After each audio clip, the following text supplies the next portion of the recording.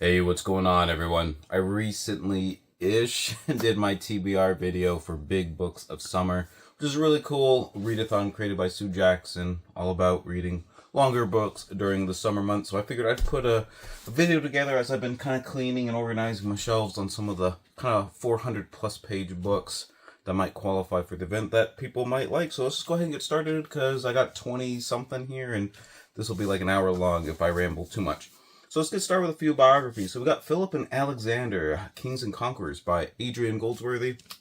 Pretty much everything Goldsworthy puts out is really good. You know, it's at least a minimum like kind of 4-star kind of book. So you don't really have to worry about it being like a dud or a miss or anything like that. I really enjoyed this dual biography because he gives about half of the book to Philip II of Macedonia, which he really did lay a lot of the groundwork for Alexander the Great to kind of like utilize and catapult from. So, like I said, Alexander is also, if you've been following my channel, you probably have figured that out. But he's like one of my least favorite, like super well-known figures from ancient history. But like I said, I gotta give credit where it's due. And this book, this dual biography, was pretty good. Next up, we got Napoleon by Andrew Roberts. So yeah, this is a monstrous, I think it's like 900 pages if I remember.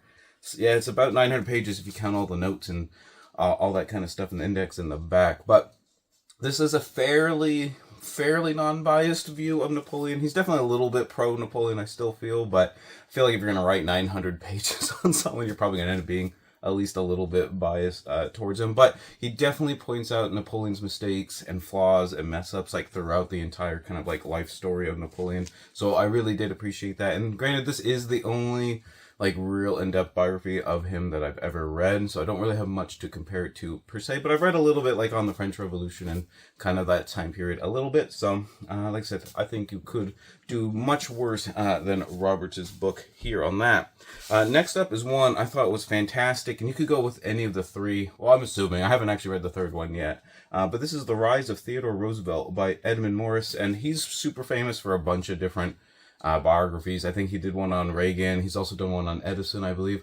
But this is kind of the book I think that helped put him on the map a while ago. And the second book in the trilogy is Theodore Rex, which is Theodore Roosevelt's time during the presidency, as Soph is trying to knock the tripod over, apparently. And then Colonel Roosevelt is all about his time after his presidency. So, like I said, I thought this was super wonderful. I can definitely see why he's won the Pulitzer Prize. If you want to learn more about TR, definitely pick these ones up. So let's go to a couple of nature ones. I can't neglect the nature books. We've got The Secret History of Sharks, The Rise of the Ocean's Most Fearsome Predators by John Long. This was just a fantastic, I'm a sucker for like secret histories or the hidden life of, and then, insert your plant or animal here. I thought this one was super well done.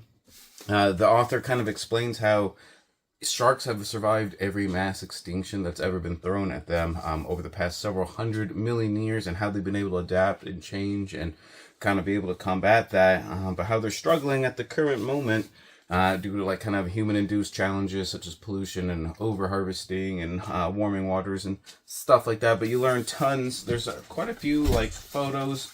There's lots of illustrations of like like shark teeth and stuff. But you learn about the whole lineage of sharks all the way going to the beginning. So it's a lot of fun.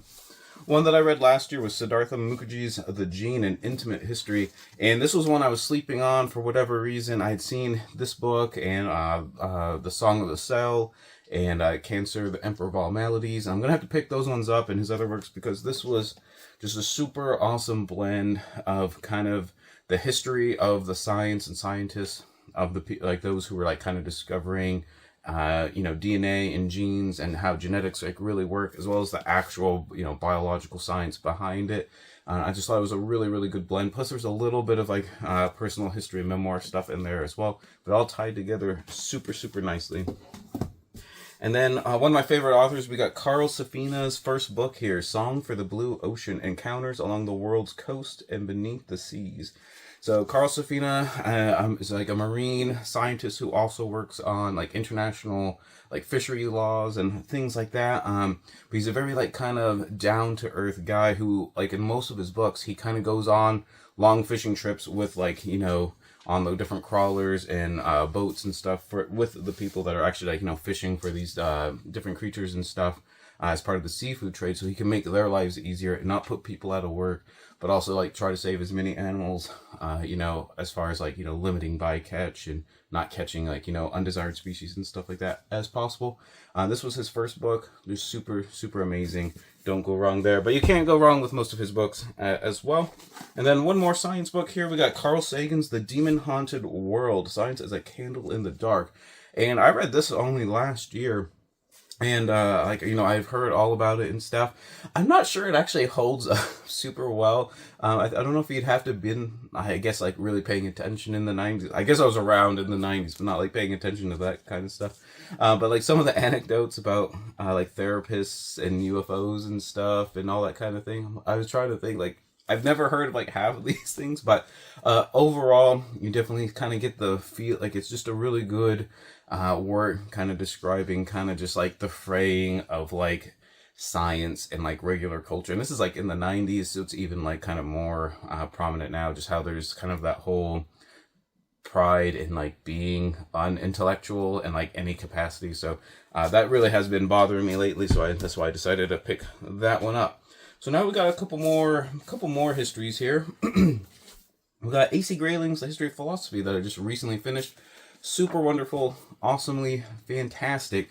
If you just want like kind of an overview, if you don't really know a whole lot about philosophy, but you're like kind of interested in the like kind of great scheme of things, or just kind of the wider scope of what, the kind of the just like the big movements in philosophy and that kind of thing, this is a fantastic place to start. I love A.C. Grayling's writing style. He's got really good metaphors and symbols and stuff that he uses in his work and everything like that, and it was just a pleasure to read. Definitely has supplanted the other one that I read, the Will Durant one. That's like, granted, that's like 190 years old or something like that at this point.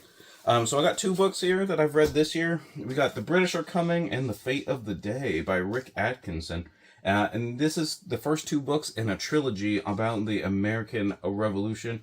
He won a Pulitzer for, the retaking of Europe in World War II or something like that. And this one's all about the Revolution. But I've only read a couple of like briefer things on the American Revolution, so I kind of wanted to address that. And Crown was kind enough to send me the second one, so I decided I would just pick up the first one and get going with that. And I've read both of them now, and he's got just a super pleasurable kind of in-depth storytelling style. I don't even know, kind of like Eric Larson, I would say, which is coming up next. I would say he's probably fairly comparable, where he uses a lot of primary sources, like indirectly, like kind of just in the narrative to like explain things like with their own words and stuff. And you uncover a lot of rocks without getting like lost in the weeds. So I think that's a good thing. And then speaking of Larson, we have The Demon of Unrest, a saga of hubris, heartbreak, and heroism at the dawn of the Civil War. So this is all about kind of the opening salvo of the Civil War and sort of what led up to the artillery shelling of Fort Sumter. And it really, like I said, he does a good job, kind of like Atkinson, where he puts a lot of primary source material in there to kind of convey the story through like kind of the eyes of the people that are like living during that time. But it really shows the kind of comedy of errors between the two sides, as neither side was really ready for like a conflict of like that magnitude, and kind of, like I said, just the mistakes leading up to Fort Sumter. Okay, so for another kind of more kind of sweet, I got two social-ish, I guess three if you count this third one here, but we got The Soviet Century, Archaeology of a Lost World by Karl Schwabel, and this was just a fascinating look at a bunch of different aspects of culture and lifestyle under the USSR, mostly from like regular people and middle class kind of perspectives. But you learn about, like, where did they go on vacation? What was that really like? What was it like living if you were forced into an apartment with, like, 3 other roommates you'd never met before? How does that even, like, work? What did people do? Stuff like that. But even, like, how did the black market work? I think flea markets was, like, one of the first chapters, which I thought was, like, really interesting. But all kinds of different things like interior design, like different gardens and parks. And there's also like kind of the more darker kind of aspects, things with like kind of the press labor, obviously some of the gulags and stuff like that. So you get kind of a big sweeping overview of a bunch of, it's like I said, I think there's like 60 or 70 different essays, kind of like mini essays on a whole bunch of different Soviet kind of social history like kind of topics. Next up was a buddy read that I did last year for Historathon. It's The Enlightenment, The Pursuit of Happiness, 1680 to 1790 by Richie Robertson. And this was just a grand sweeping overview of all the kind of big names and a lot of the smaller names as well during this like century or so, where like kind of rational thinking was trying to take to the fore, kind of who was pressing against it, but also who was kind of leading the charge and stuff, and everything like that. You know, I found it really fascinating because I haven't read a lot like during this time period in particular, so it took me quite a bit to read just because I'd like look up different like names that I hadn't really seen before or I'd only seen in passing and stuff like that. But I'm really glad I read it. Like I said, just a fantastic kind of like social overview of a really important kind of like 100 years in European and like kind of Western history. And then next up is kind of a blend of social history as well as the political history, is The Pursuit of Power, Europe 1815 to 1914 by Richard Evans. And this is all about the long 19th century between, effectively between Napoleon and World War I. And there's 8 big units in this book, and each unit kind of alternates between the kind of some military / political history of kind of the tidings going on in Europe, and then the next unit is more about like social history, such as like science and tech and like kind of the industrial revolutions going on and stuff like that. And kind of as a complement to this one, almost if you read them like back to back, it'd almost be like a really good sort of just overview of a good like giant block of European history that you couldn't go too far wrong with.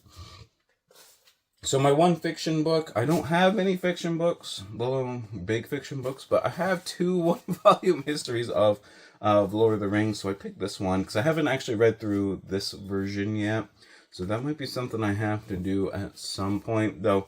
During like a lot, Tolkien is like one of the only ones that I really reread some of the works and stuff, so I think last year I did Fellowship of the Ring, so I'm on the 2 towers effectively at the moment, but can't forget about Tolkien during stuff like this. So next up we have Silent Spring Revolution, John Kennedy, Rachel Carson, Lyndon Johnson, Richard Nixon, and The Great Environmental Awakening by Douglas Brinkley. And what this book does is the author takes a look at the 3 presidencies listed there and kind of talks about the chronicles the goings on and the happenings related to environmental like issues, societal problems, and legislation. I thought it was really interesting. You get a lot of the big names like Udall, Sewell, the other Kennedy, Carson, and how they kind of spearheaded like this really big movement in moment in time, really like a decade there in American history, where environmental thought and everything kind of was at the forefront of a lot of people's minds in a lot of ways, and kind of what some of the problems were and how they were able to kind of tackle them and address them and fix them. So most of them still had a lot of problems and a lot of flaws and whatnot, and those are chronicled in the book as well. But like you said, you learn all about like, you know, how did the EPA come to be under Nixon and stuff. So it's just kind of it's really interesting. Like I don't read a lot of like modern-ish, we'll use that term pretty lightly, American history, but that one was quite interesting. And then speaking of Carthage and Adrian Goldsworthy, like an hour ago, we have Carthage Must Be Destroyed, The Rise and Fall of an Ancient Civilization by Richard Miles. I feel like Carthage is just like a totally underrated culture that people don't learn about. I don't know if it's just because I like Hamilcar and Hannibal and stuff. Hanno not so much. Well, you know, Hanno the Great, that we can't figure out why he's called the Great and everything. But anyways, Carthage was one of the preeminent, societies and cultures in the Mediterranean for several hundred years. So I think it's important for people to learn about it, even though they did lose in the Punic Wars. Another ancient-ish history. I say ancient-ish because it kind of goes into the medieval period, but we got Judith Herron's Ravenna, Capital of Empire, Crucible of Europe. And this is just a really cool look at the kind of late antique world, sort of like the fall of Rome and the kind of the rise of kind of the the barbarian kingdoms and stuff in the aftermath of the fall of the West. through like kind of the lens of Ravenna, which was the capital of the Roman Empire for a little while, which is in northern Italy, after Rome had kind of fallen by the wayside in the late 300s. So I thought that was just really interesting. Late antiquity is a period that I just have a really, really soft spot for. And this one just has tons of magnificent plates in the book, because Ravenna is known for its mosaics and architecture and culture and stuff. And you totally get a really good feel of that throughout the book. So yeah, definitely check that one out if you like kind of the early Middle Ages or the fall of Rome. I probably should have like organized these roughly chronological, but I didn't.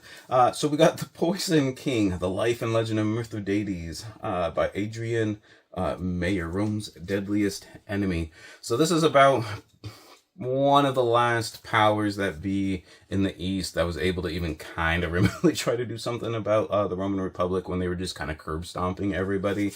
In the first, the late 100s BCE and yeah, that would be about right. I had to do my math there for a second there.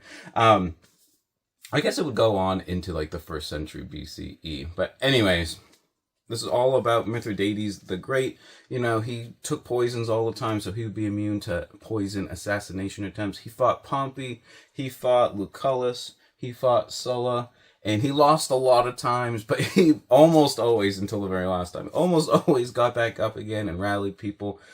He led like a giant massacre, like a secret massacre of like Romans in Pontus, in the Black Sea region, all on the same day, potentially, and stuff. And he was one of the ones that realized, we can't just like have the Republic kind of just take over everything.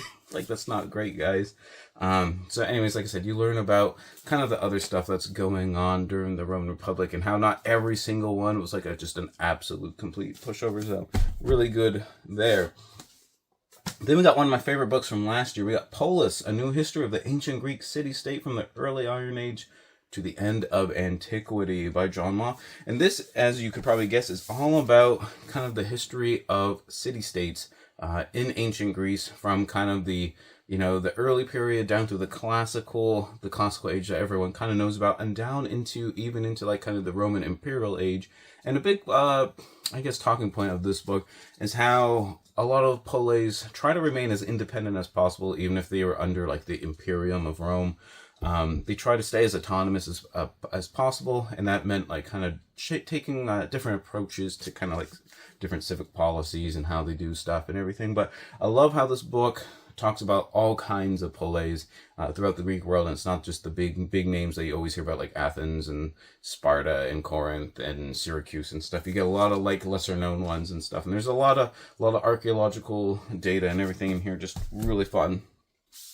Then we got The Missing Thread, A Women's History of the Ancient World by Daisy Dunn, and this is probably my most recent like book read on just kind of a nice survey of the ancient world. Every now and then, even though I've read a lot of them, I like reading just kind of a nice general history of like the ancient culture, especially like starting with the Bronze Age. I feel like the Bronze Age just does not get enough love. And this has a kind of a particular emphasis on the women that have been sort of written out of history, just because a lot of the authors that left textual evidence down to us didn't write about women because they weren't important like to the authors of the time and stuff. So you get a really good kind of emphasis on that as well.